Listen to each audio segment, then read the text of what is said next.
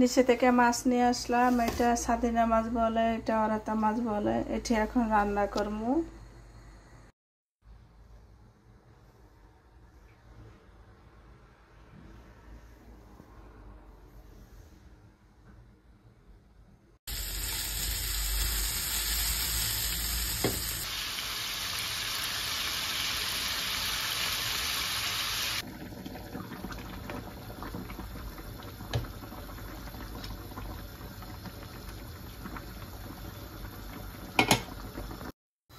আসসালামু আলাইকুম, সবাই কেমন আছেন? আশা করি সবাই ভালো আছেন।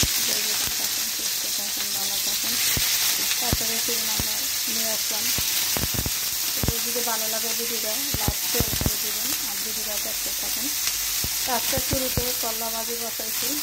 অন্য সময় মাছ রান্না করি আগে। আজকে আবার একটা করলা ভাজি বসাইলাম আগে। গরু মাংস রান্না করা আছে আর মাছ রান্না করবো। শুক্রবার আসবে, তা আমাদের খাবারটা আগে রান্না করবো। আমি এখন আলুটি দিয়ে দিব। করলা ভাজির মধ্যে যদি আলু না দিই তো স্বাদ খাওয়া যায় না। আলু আর কাঁচামরিচ একসাথে দিলাম। অল্প করে ভাজি করলাম শুধু করে জন্য। করলা ভাজি বাসিয়ে দেয়, আবার যা দিলে তেমন কিছু স্বাদ পাওয়া যায় না। সেটার আমি রেখে দেব 5 মিনিট। করলা ভাজিটা মোটামুটি হয়ে গেছে, বেশি সময় লাগে না। আর 2 মিনিট তো ভাজিটা হয়ে গেছে। এটা একটু পড়া হয়েছে, তো স্বাদ লাগবে। এখন মাছ তরকারি রান্না করব। এটা মাছ তরকারির ঝোল রান্না করব। এখানে পেঁয়াজ কুচি দিয়ে দিলাম।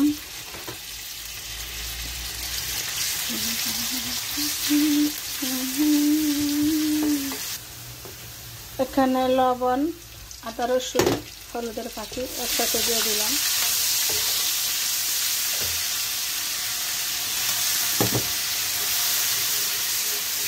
কাঁচামরিচটি দিয়ে দিলাম।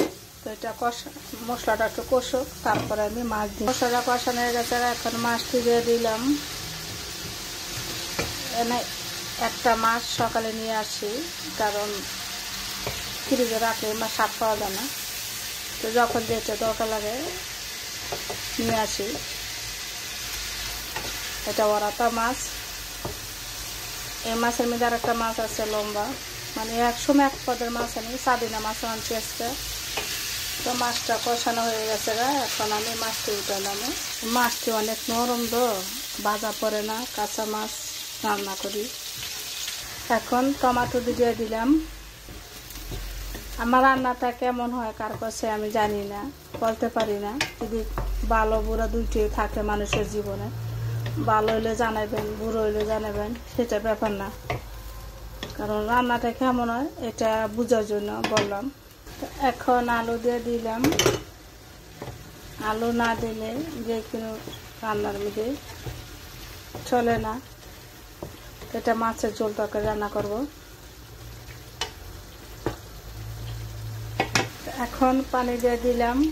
এটারে বলে টমেটোর পাতলা ঝোল, মানে পানি দেওয়ার পরে তো এতটুকু পানি থাকবো না, পানিটা শুকাইব। এটারে আমি এখন ঢাকা দেব 10 মিনিট। এখন শীত হয়ে গেছে, পানিটা জাল হয়েছে। এখন মাছটি দিয়ে দিব। মাছটি দেওয়ার পরে বেশি লাড়া দিব না, কারণ মাছ ভাঙে যাবো, অনেক নরম। আর মাছটা ভাজা মাছটা ভাঙে না, কষানো মাছটা একটু নরমই থাকে। তো এটা এখন ধনিয়া পাতা দিব। 5 মিনিট পরে একটু মাছটা ঝালুক। তো মোটামুটি রান্নাটা শেষ, তবুও শেষ না। সাদিনা মাছ ভাজা রয়েছে বাকি, এরপরে ভাত বসাবো। তো এখন ধনিয়া পাতা দিয়ে দিলাম। এক আপু প্রশ্ন করছিল যে আপু তুমি রান্নার সময় রান্না করো বলা, তোমার রান্না যেটি সেটি বলো, আর কিছু বলো না। তা আপু আমি রান্নার সময় যেটা দিই সেটাই বলি। কার কথা বলতে যাই আবার কখন কোন কথা শুনতে হয়, তাই আমি কারো কথা বলি না, আমার নিজের কথা ছাড়া। আর আমি অন্যজনের কথাটা পছন্দ কম করি বলাটা। সবার যার ব্যক্তিগত ব্যাপার, সবাই প্রতিটা মানুষ আলাদা। আমার নিজের কিছু যদি থাকে কথা সেটি বলি। তো এই যে মাছের ঝোলটা রান্না শেষ। এটা একবার সবাই খাইয়ে দেখবেন, অনেক টেস্ট। যে না খাইছেন খাইয়ে দেখবেন। এটা যে দুপুরের জন্য বিকালের জন্য আর রান্না হবে না আজকে শুক্রবার।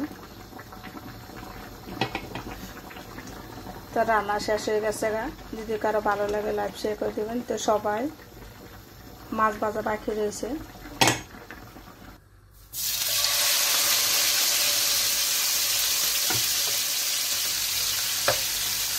তো ছাতিনা মাছ, এই মাছটা অনেক স্বাদ, ভাজি করে খাইলে, রান্না করলে স্বাদ পাবো না।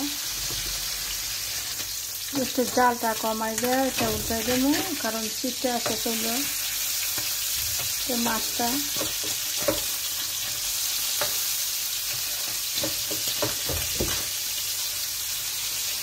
মাছটা যেমন একদম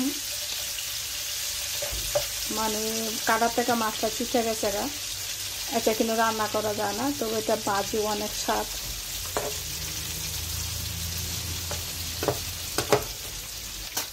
মাছটি ভাজা হয়ে গেছে।